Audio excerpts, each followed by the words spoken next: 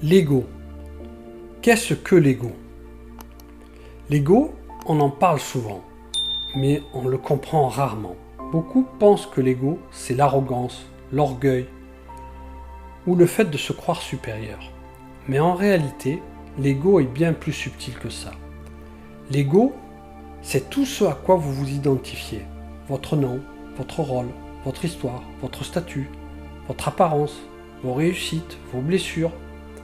C'est la voix intérieure qui dit « je suis ceci, je ne suis pas cela, je dois être comme ça ». Mais la vérité, c'est que vous n'êtes rien de tout cela. Vous n'êtes pas vos diplômes, ni votre métier, ni votre physique, ni votre compte en banque. Vous n'êtes pas non plus votre rôle dans votre famille, ni votre appartenance à un groupe, ni l'image que les autres ont de vous. Tout cela change, évolue, disparaît, et pourtant vous, votre soi profond, reste toujours le même. Nous sommes bien plus que ces identités temporaires. Nous sommes une conscience individualisée, reliée à une conscience plus vaste, une conscience universelle qui nous unit tous. C'est notre nature profonde, celle qui existe avant les étiquettes, avant les rôles, avant les masques. Prenons un exemple. Un homme perd son emploi prestigieux, celui qui définissait toute son identité sociale. Au début, il se sent vide, presque inexistant. Il croyait être son statut, son salaire, la reconnaissance qu'il recevait. Mais en prenant du recul, il réalise que sa valeur ne dépend pas de son poste. Il découvre qu'il reste la même conscience vivante, capable d'aimer, de créer, de réfléchir, de ressentir. Cette prise de conscience l'amène à se tourner vers des relations humaines plus profondes. Il comprend qu'il fait partie d'un tout plus vaste, relié aux autres par une dimension intérieure commune. Et dans cette découverte, il retrouve l'équilibre et la sérénité. Comprendre l'ego ne signifie pas le détruire. L'ego n'est pas un ennemi, c'est un mécanisme de protection, une structure mentale qui cherche à nous éviter la souffrance. Mais lorsqu'il prend toute la place, il nous enferme.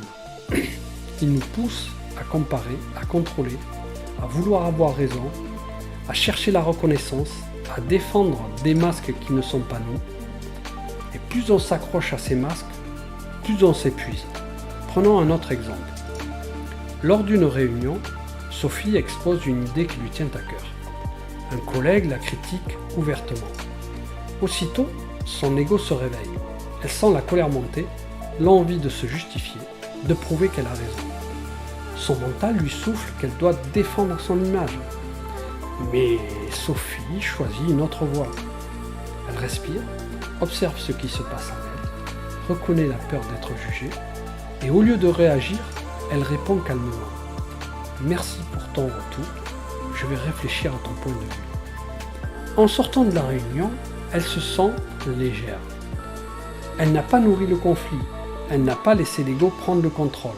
Elle a choisi la paix intérieure plutôt que la bataille inutile. Eh bien, c'est ça, commencer à comprendre l'ego. C'est voir quand il se manifeste, reconnaître ses mécanismes et choisir de ne pas lui donner les commandes en agissant en réaction. L'ego nous fait croire que nous devons défendre un personnage. Mais la présence, elle, nous ramène à ce que nous sommes vraiment. Une conscience qui observe, qui ressent, qui existe au-delà des rôles. Dans cet espace intérieur, l'ego perd son pouvoir. On voit ses peurs, ses besoins, ses réactions, et on peut enfin choisir. Vous n'êtes pas votre personnage, vous êtes celui qui le regarde.